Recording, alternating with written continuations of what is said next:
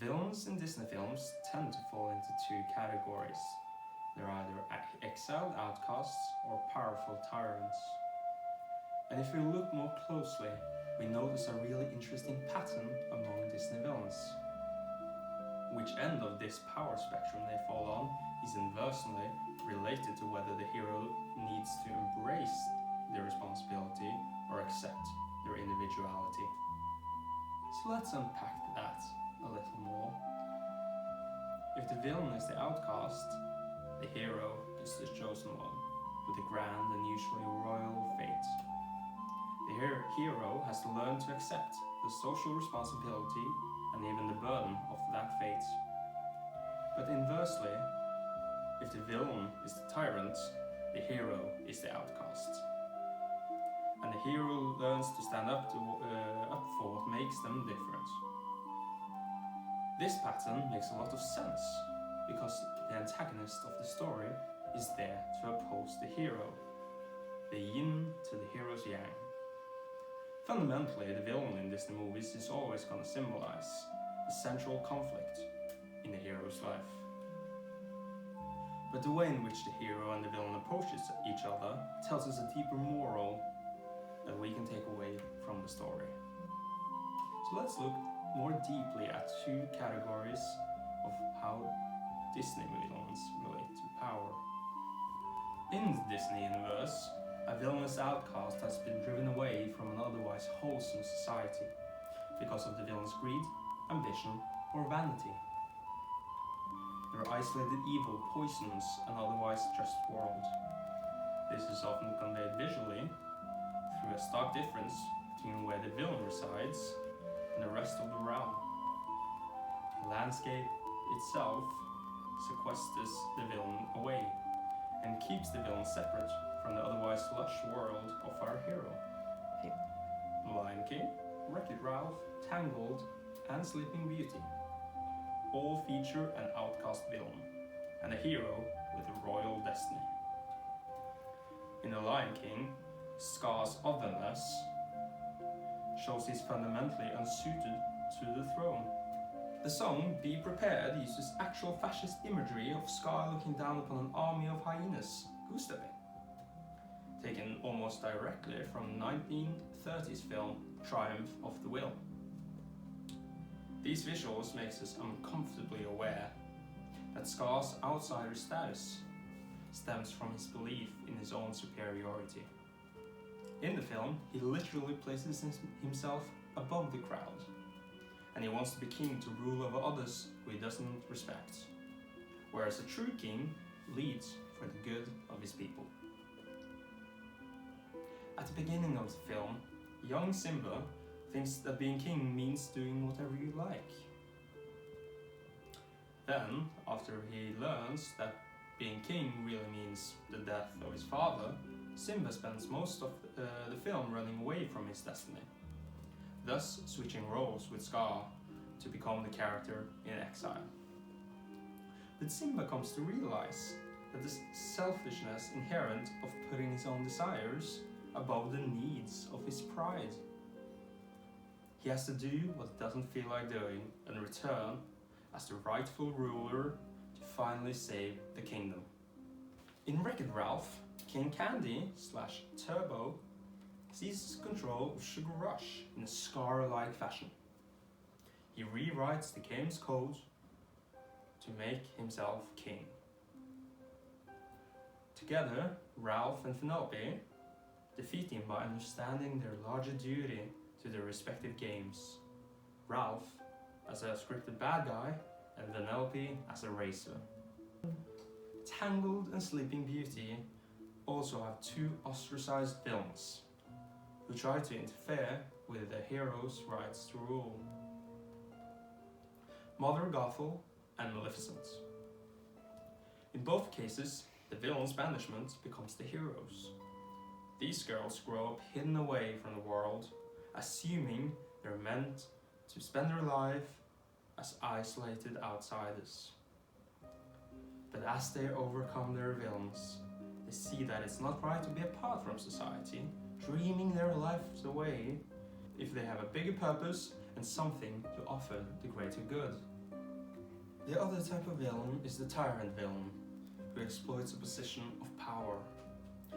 While an outcast villain exists in the margins of an ethical world, a tyrant villain exists within social structures that are evil and corrupt.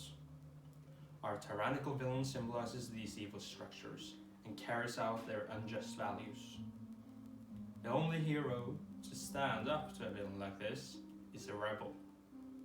Someone who is fiercely, authentically themselves and doesn't conform to an unjust, unfair, immoral society. So in Disney movies, with a villain who is a tyrant, the heroes are the outcasts. It stands to reason that an unjust world rejects a hero in the same way a just world rejects a villain. The tyrannical villain uses power to hurt and belittle marginalized members of society. In Beauty and the Beast, Gaston represents all the hypermasculine regressive standards that oppress outsiders like Belle and the Beast. Gaston Defeat symbolizes the dismantling of a rigid backward society that can't accept change. In The Hunchback of Notre Dame, Frollo uses his power and religion to spread hatred, and he keeps Quasimodo, our hero, our outsider hero, locked in a tower. As a gypsy, Esmeralda is also an outcast who rebels against oppression. She even explicitly sings, "God help the outcasts." In Aladdin, the evil, power-hungry Jafar represents a society that punishes Aladdin for being poor and won't let Jasmine choose who she wants to marry. When Aladdin defeats Jafar, it symbolizes toppling a corrupt way of ruling and leads to overturning the outdated laws that kept Aladdin and Jasmine apart. In Pocahontas, Governor Ratcliffe shows us the evil inherent in imperialism. It takes Pocahontas, an act of rebellion, saving John Smith, for both sides to see that the violence and cruelty that they have been perpetuating was wrong.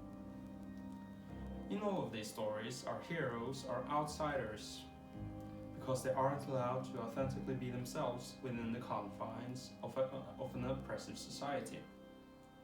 So while the moral of our exiled villain stories is to put the needs of the community above our own, these tyrant villain stories represent the equal and opposite moral. If society is wrong in some way, it's your responsibility to be a revolutionary who fearlessly goes against the grain and challenges the evil in the world around you. A few Disney villains combine elements of both categories to better oppose their hero. The Little Mermaid is the quintessential story of striving to be yourself in a society that won't allow it. So based on our current theory, the villain should be one of the tyrannical variety, bent on suppressing Ariel's individuality. But that's not the case. Ursula is an exiled villain. In Ariel's mind, her father Triton is the bad guy, since he's the one who does not want her getting close to humans. Because Ariel has misunderstood who the villain in her story really is, she gets seduced by Ursula, who claims to be like her. Ursula is supposedly an outcast who helps other outcasts, but in reality, Ursula is an outcast like Scar, the outsider who wants to rule for selfish reasons. So Ariel's journey has some elements of Simba's, in that she realizes her greater purpose in society. It's just that she knows she belongs in a different society than the one she was born in. So in this story, having the soft antagonist of her father allows Ariel to become self-actualized, while Ursula has the darker self. So in this story, having the soft antagonist of her father allows Ariel to become self-actualized, while Ursula, as the darker outside villain, is a foil to Ariel, and a pure-hearted desire to be herself, for the right reason. Mulan also combines elements of both the outcast villains and the tyrannical villain stories. The villain is Sha Yu, the leader of the Han army. He's an outcast in the sense that he's a rebel force going up against an established government. But he does have something of the tyrannical power. He's the leader of a massive army with considerable force behind it. Mulan herself straddles the same sort of middle ground. She seems like an outsider hero in that she takes her destiny into her own hands by joining the army. And she does not conform to her society's gender expectation. But unlike an outsider hero, her goal isn't to assert herself and fight an evil society. Her goal is to earn honor and take her rightful place as a part of something bigger than herself, much like multiple chosen one heroes. Thus, her multiple complex desires makes her both an outcast and a chosen one, and her villain is likewise a mix of an outcast and a tyrant. So what's the larger lesson that we take from this? Some of this film seems to tell us that we should put the good of the community before our own desires. Others seem to encourage the exact opposite, to be boldly yourself, in spite of society. But really, these two are interconnected lessons. We need to stay true to who we are, no matter what society thinks. And we also need to accept the responsibility to serve society, no matter how difficult it is. In most of our lives, we'll probably feel a bit more like Ariel or Mulan, facing both tyrannical and outcast villains. Living in societies that are both wrong and right in different ways. So we need to figure out that balance of how to express ourselves and challenge what is wrong, while also engaging with our community and contributing what we can.